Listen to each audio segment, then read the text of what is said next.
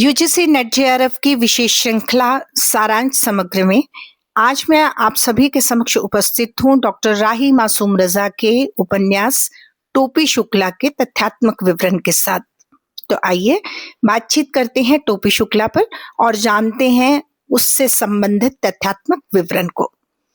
टोपी शुक्ला डॉक्टर राही मासूम रजा द्वारा लिखा गया उपन्यास है और डॉक्टर राही मासूम रजा प्रख्यात साहित्यकार हैं, लेखक हैं। ये उपन्यास 1969 में प्रकाशित हुआ था और एक चरित्र प्रधान सामाजिक उपन्यास इसे कहा जा सकता है, जिसमें सामाजिक समस्याएं भी हैं और सांप्रदायिक सौहार्द के विषय भी उठाए गए हैं। इस उपन्यास के केंद्र में अगर हम देखें तो दो पात्र हैं। एक है बलभद्र नारायण शुक्ला, जिन्हें छोटे नाम से टोपी कहा गया है, और दूसरे हैं सैयद मुर्तजा, जिनका छोटा नाम है इरफान।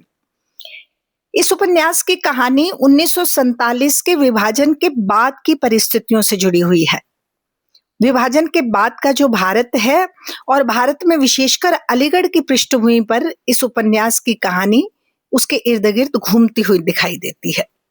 इसमें टोपी हिंदू पात्र है और इरफान मुसलमान पात्र है, लेकिन दोनों की दोस्ती अटूट है। एक ऐसी दोस्ती जो जाति और धर्म की सीमाओं को तोड़ती हुई भी दिखती है। तो आइए विस्तार से चर्चा करते हैं इस उपन्यास पर।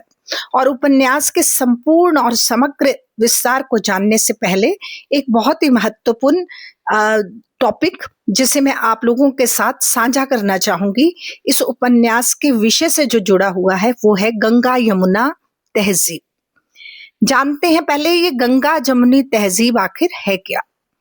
हिंदू मुस्लिम एकता और सांझी संस्कृति को ही गंगा जमुनी तहजीब कहा गया है। ये एक ऐसी तहजीब है जहां भारतीय समाज की मिश्रित संस्कृति को दिखाया गया है, जिसमें हिंदू और मुस्लिम दोनों की परंपराएं एक साथ साझा जीवन शैली का निर्माण करती है। अब गंगा जमुनी तहजीब कुल मिलाकर सांस्कृतिक समन्वय है, जिसमें अलग अलग धर्मों के लोग प्रेम से रहते हैं, सहिष्णुता से, आपसी सम्मान के साथ रहते हैं। इसमें भाषा, खान पान, रीति रिवाज, जीवन मूल्यों का सुंदर मेल दिखाई देता है। ऐसे ही इस उपन्यास में एक विशेष जगह पर हमें देखने को मिलता है कि इरफान की दादी और टोपी के बीच में, इरफान की जो दादी हैं और टोपी के बीच में बहुत ही आत्मीय रिश्ते हैं जो परिवार से बढ़कर दिखाई देते हैं।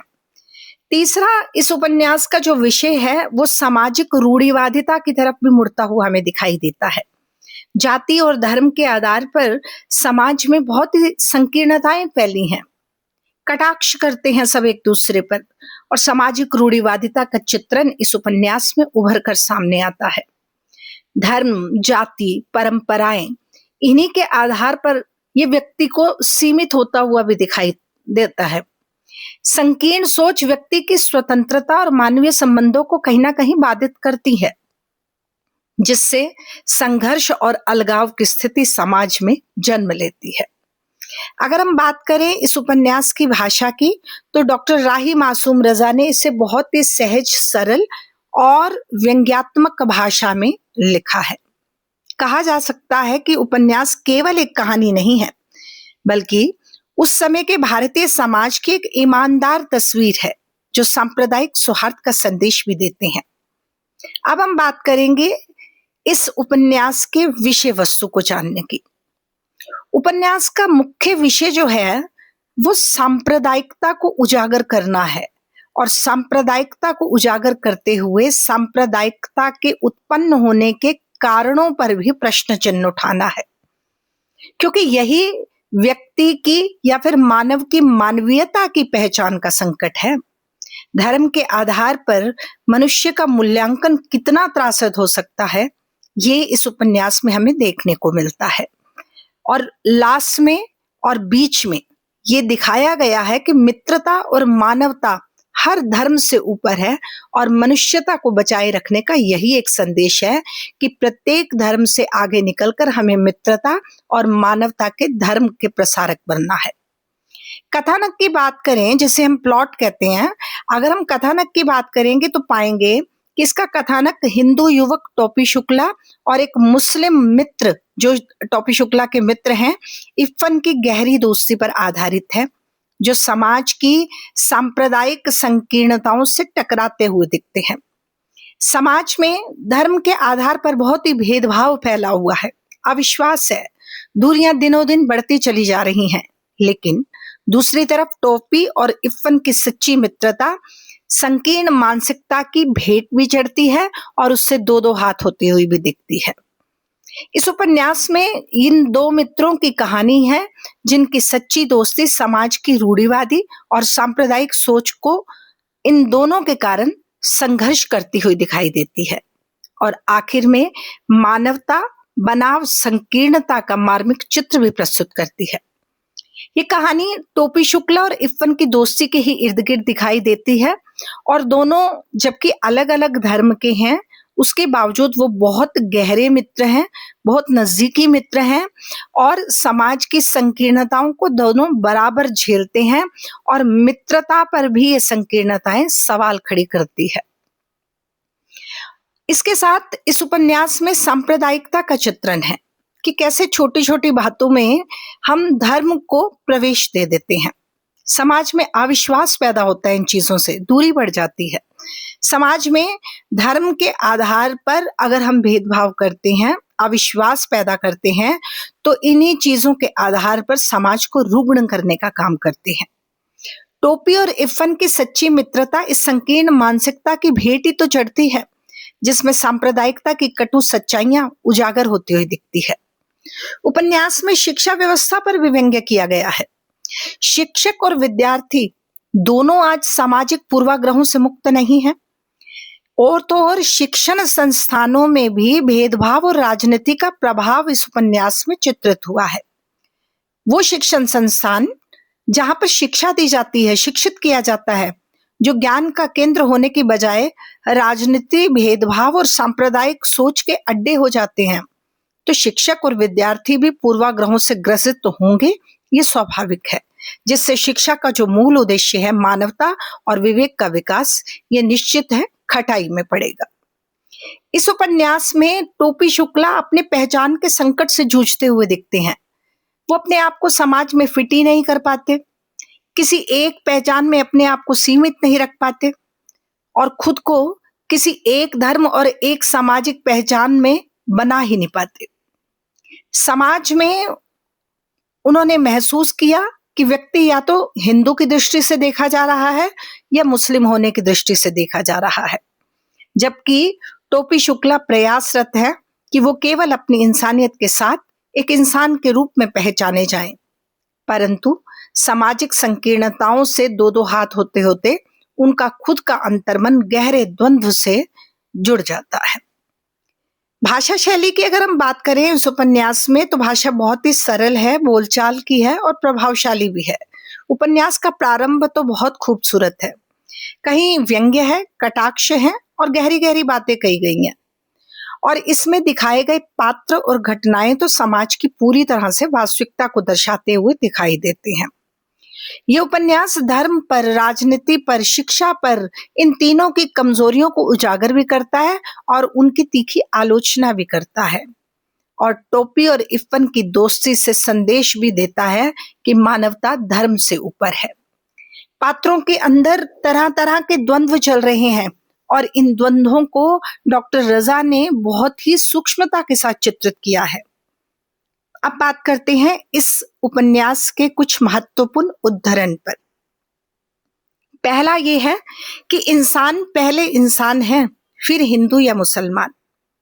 इस उद्धरण में मानवता को धर्म से ऊपर रखा गया है। ये समाज आदमी को नाम और धर्म से पहचानता है, जो कि गलत है। इसलिए इंसान की सबसे पहली पहचान उसकी इंसानियत होनी चाहिए, ना कि हिंदू और मुसलमान। ऐसे ही समाज की संकीर्ण सोच पर कटाक्ष भी करता है कि दोस्ती का कोई मजहब नहीं होता। इस उद्धरण में उपन्यास शायद अपनी लेखनी से यही कहलवाना चाह रहा है कि दोस्ती का कोई मजहब नहीं होता, अर्थात टोपी और इरफान की मित्रता का सार केवल और केवल मित्रता है। वो मित्रता के आधार पर है। वो मित्रता किसी धार्मिक आधार पर आगे ना तो बढ़ रही है, ना वो कम हो रही है। अब हम बात करते हैं इस उपन्यास के प्रमुख पात्रों पर। तो सबसे अहम पात्र हैं टोपी शुक्ला और उनके मित्र इफ्फन। पहले टोपी शुक्ला उपन्यास के प्रमुख पात्र हैं, बहुत संवेदनशील हैं, बहुत विचारशील हैं, विद्रोही स्वभाव के हैं।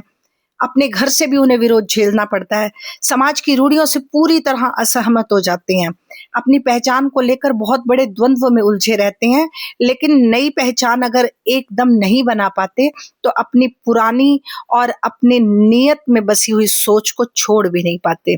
धर्म के आधार पर कोई भेदभाव स्वीकार नहीं करते और उनका जीवन एक तरह से त्रासदी जैसा भी दिखाई देता है। इसके बाद दूसरे महत्वपूर्ण किरदार हैं इफ्फन, जो टोपी शुक्ला के बहुत घनिष्ठ मित्र हैं। मुस्लिम परिवार से हैं, लेकिन वो बहुत ही सरल, सच्चे और भावुक स्वभाव के हैं और टोपी के साथ उनकी जो मित्रता है वो पूरी तरह से निस्वार्थ है, पूरी सत्यता पर आधारित है। वो समाज की संकीर्णताओं को समझते हैं इफ्फन, लेकिन एक ऐसा अदम्य साहस नहीं जुटा पाते कि वो समाज से पूरी तरह लड़ सके। उनका चरित्र दोस्ती और मानवता दोनों को लिए हुआ है। तीसरा हम देखेंगे कि टोपी का परिवार भी अप्रत्यक्ष रूप से बहुत बड़ा भूमिका निभाता हुआ दिखाता है। टोपी के परिवार में पारंपरिक सोच है, वो समाज की मान्यताओं से प्रभावित परिवार है और उनके विचारों को पूरी तरह से समझ नहीं पाता, यानी अपने ही घर की संतान टोपी से पूरी तरह से सहमत नहीं है और टोपी को अपने ही घर के लोगों का विद्रोह भी झेलना पड़ता है। परिवार और समाज का दबाव टोपी के जीवन को इसलिए प्रभावित करता है और धर्म और सामाजिक प्रतिष्ठा को इनका परिवार बहुत महत्व देता है और इन सब के चलते अपने ही परिवार में टोपी अजनबी, अलगाव और अकेलापन महसूस करता है। सामूहिक पात्र के रूप में चित्रित है इस उपन्यास में समाज। समाज अपने आप में एक महत्वपूर्ण पात्र है, या फिर यूं कहे कि प्रतीक है। ये संकीर्णताओं का, पूर्वाग्रहों का, विभाजक मानसिकता का प्रतीक है, जो व्यक्ति की स्वतंत्रता को सीमित करना जानता है, व्यक्ति की अस्मिता को, मनुष्य की मनुष्यता को अनदेखा करते हुए ये धर्म के आधार पर भेदभाव बढ़ा रहा है और धर्म के आधार पर उनकी पहचान को निश्चित कर रहा है। मित्रता और प्रेम जैसे मानवीय मूल्यों को ये अब विभाजन के बाद के समय में संदेह की दृष्टि से देखता है और ये समाज दोनों के जीवन की त्रासदी का कारण बनता है मानो। तो कुल मिलाकर टोपी शुक्ला हमें इस निष्कर्ष पर ले चलता है कि ये एक कहानी मात्र नहीं है, बल्कि भारत पाक विभाजन के बाद अलीगढ़ यूनिवर्सिटी और अलीगढ़ के उस क्षेत्र को इंगित करते हुए दिखाता है कि तब के समाज में किस तरह से धर्म पर आधारित पहचान से मनुष्य पीड़ित रहा। ये भारतीय समाज का तब का आईना है और हमें कुछ सिखाता भी है।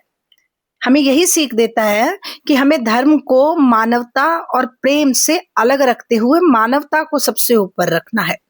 अपनी संकीर्ण सोच का हमें त्याग करना है, जो व्यक्ति और समाज दोनों को नुकसान पहुंचाने का काम करती है, और सच्ची मित्रता के महत्व को समझना है, जो सीमाओं को पार कर कर भी अपने अंदर की मनुष्यता को बचा कर रखती है। ये उपन्यास हमें आत्ममंथन के लिए प्रेरित भी करता है कि क्या हम एक इंसान की तरह इंसान को देख पाते हैं, या उसकी पहचान हमें भी केवल धार्मिक चश्मे से ही दिखाई देती है। कुल मिलाकर ये उपन्यास डॉक्टर राही मासूम रजा और संपूर्ण हिंदी साहित्य जगत की एक बहुत ही महत्वपूर्ण उपलब्धि है। धन्यवाद।